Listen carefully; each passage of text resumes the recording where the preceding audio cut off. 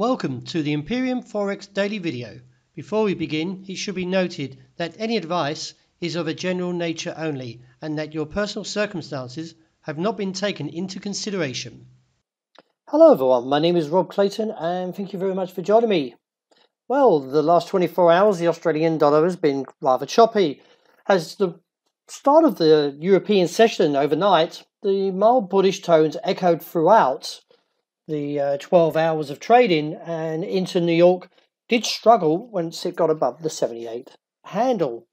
Hitting the 60-day moving average as well as the downtrend that comes in around 78.40, the market took a bit of a plunge and has so far recorded a low of 77.69 this morning. It is viewed that the market will continue to foul towards the top side, and I do look towards the immediate target at 77.45 and then to where the bull camp is likely to be situated at 76.85. Yesterday, as widely expected, the RBA kept interest rates on hold for another month as it waits for a gradual improvement in wage growth and inflation. Following in its monthly meeting yesterday, the RBA board left the cash rate at 1.5%, where it has been since August 2016. Governor Phil Lowe said that the bank continues to expect the economy to grow a little quicker this year, though, than 2017. I still expect to see a potential rate hike come in either in May or sometime very, very soon.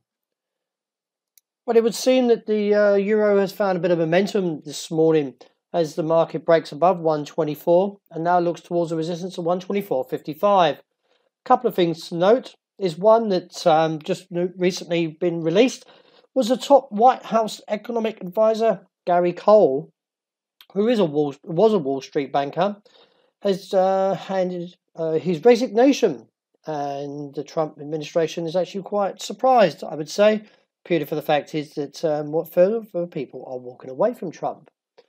Also to note is the fact that Trump welcomes the news to from the announcement from Kim Jong-un, who says that he's prepared to talk further in denuclearization in his country, and agrees to South Korea's summit. So the market there's a bit of an interesting couple of statements this morning, with the pattern now looking a little bit toppy as we're getting close towards this region of 125. I expect to see the market fall and the US dollar to eventually turn around and show some bullish sentiment. On the day, I expect to see a range of 124.85 to 124.55. Well, the dollar yen is now back to the downside of this 105 level. I'm not bearish at these levels, but if we see a break sub 105, would give me a neutral outlook in the short term. As the risk is, we could see a fall towards 104.45 or 103.85 stated in the report. Resistance on the day is seen around 106, figure 45. Overall, though, you can see from a technical point, it's not overly bearish, but this downtrend is pressuring the situation of the market to challenge this lower level. Well, the sterling is now trying to attempt to break above the 139.30.40 resistance. At present, though, I'm not overly bullish at these levels, especially when the fact is that Theresa May still seems a bit uncertain about the Brexit. Therefore, I do expect to see weakness to return to 138.50 to 137, figure 25, which is where this uptrend comes in. The gold has found a bit of momentum with the news coming out this morning, especially out of North Korea, as the geopolitical risk starts to ease, with the uncertainty on North Korea still open to denuclearization should the safety of its regime be guaranteed. So we have to keep a very close watch on those. However, there's still bumps in the road ahead for gold, and could find resistance around 42 on the day or towards 46. This in turn will see a pullback towards a target of 1,333. So I'm not overly bullish at these levels.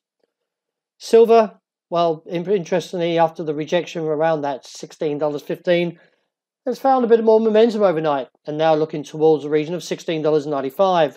Towards there could again see supply or profit taking. So do be a little bit on your guard if you're seeing any advances towards this level and you're long. I would actually jump in with the rest of the crowd and take some profit there. Support on the day comes in around $16.35. And to wrap up with oil, well, the market didn't sustain above the 63 handle or even towards the 62. And as you can see, the market is dropping away rather sharply. I expect to see further weakness with immediate targets still holding around $59.25, with any advances to fail still towards the 62.5 to 63 region. So that wraps up for today. Thank you very much for joining me, and I hope you enjoy the rest of the day that's ahead.